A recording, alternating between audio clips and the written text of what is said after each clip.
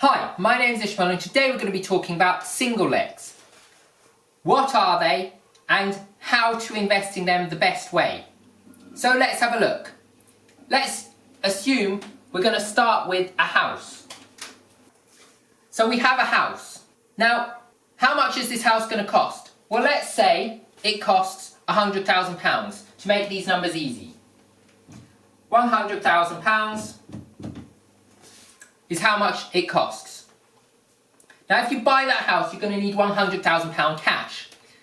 Now, some people might have £100,000 cash, some people might not. But let's assume that you want to make more money. Now if you buy this house for £100,000 and the average rent for £100,000 is approximately £500.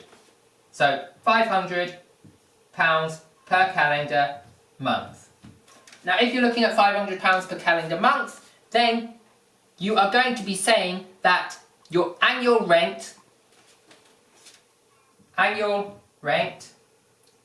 is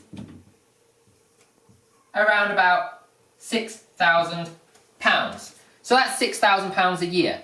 Now that would mean that you get £6,000 from a £100,000 investment, which leaves you with 6% yield. Now that's the yield. So, if you want to work out your income, it's 6% yield. Now we're going to work on yield for the purpose of this calculation. We're not going to put any extra figures in there, but in another video we will cover the extra figures.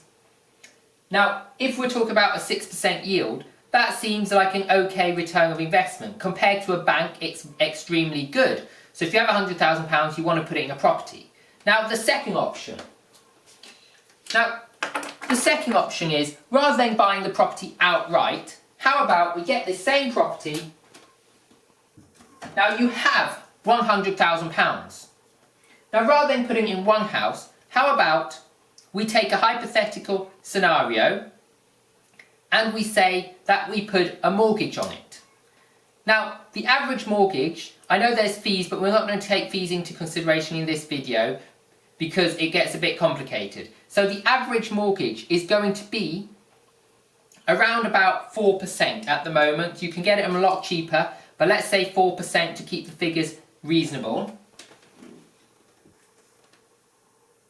And at that 4%, you should be able to get a 75% loan to value. So that means that you need £25,000, 75% LTV, which stands for loan to value. Now if you get a 75% loan to value, then that means you need £25,000 deposit, and a £75,000 mortgage. Now at 4%, that means you're going to be paying 4% interest on the £75,000 and you're going to put £25,000 in. Now with these figures, this means you could buy 4 properties. Now if you bought 4 properties at these figures, you're going to be looking at having a total mortgage of 4 times 75. So you're looking at a total mortgage of 300k.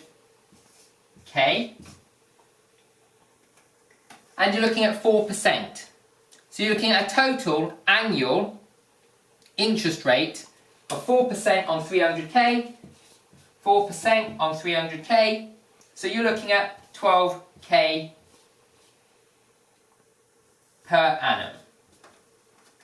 So you're looking at 12k per year mortgage payments.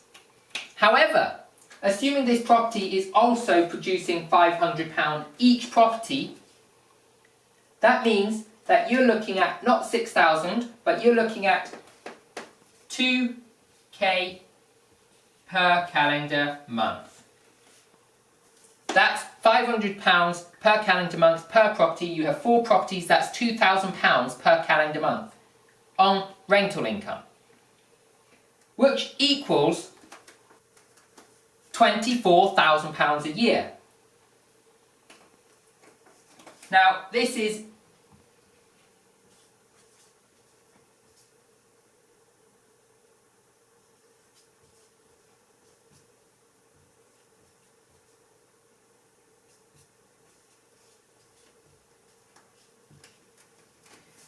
This is your income. You've got to minus your mortgage off there. So you minus 12 off 24 equals 12k per year net rent. So that's £12,000 per year net rent, as opposed to £6,000, which means you have just doubled your income with your £100,000 investment by buying 4 properties, not 1 property, and putting 4 mortgages on the houses rather than 1. This is the power of using other people's money, or in this case, a bank's money, to actually invest in buy-to-let property. This is why you should be looking at investing with a mortgage, not with cash, when you're looking at buy-to-let, or most properties. Now 75% with 4% is reasonable, you can get this quite easily. So this is what I would suggest you do if you are looking at getting buy-to-let. Now, the reason I would say to get buy-to-let is because having 1 tenant is a lot easier than having multiple tenants. Generally, families stay for longer. If you can find a house that you're getting these sort of figures from, and you put a 3-bedroom house, is generally 2 3-bedroom houses are generally the places people stay longer, because they can expand their family. If you're looking at a 1-bedroom flat, you're looking at single people or couples just getting started. Now if they have a child, they're likely wanting to move to a 2-bed or even a 3-bed when they're deciding to have a family. So if you want long-term tenants, you generally want to get family homes of 3 bedrooms or 2-bedroom houses which rent out a bit better than flats. And this is the best personal strategy. Again, this is not any advice, this is just my personal recommendations of what I would personally do and recommend my friends to do. I would say you should be looking at getting houses.